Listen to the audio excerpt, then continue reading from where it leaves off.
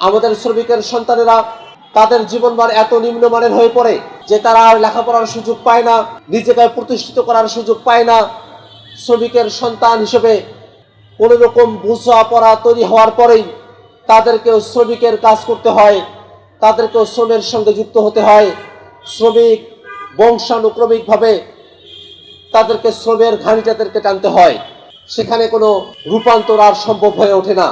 আমরা যদি আমাদের শ্রমিকদের ক্লাসিফিকেশনের দিকে তাকাই, যারা কলকারখানায় কাজ করেন, বিভিন্ন প্রতিষ্ঠানে কাজ করেন, সেখানে তারা তালিকাভুক্ত থাকেন, তাদের যে অধিকারগুলো আছে সেটা তারা বুঝে পান না, তাদের থেকে আরো করুণ দশায় থাকেন যারা ব্যক্তিগত পর্যায়ে শ্রম দেন সেই সব মানুষেরা।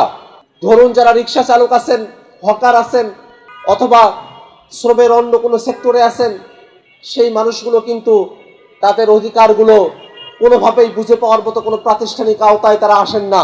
আজকে আমরা এই শ্রম দিবসের আলোচনায় যখন মজুরির কথা বলছি, তখন সামগ্রিকভাবে বাংলাদেশের অর্থনৈতিক প্রেক্ষাপটের দিকে আমাদেরকে তাকানো প্রয়োজন।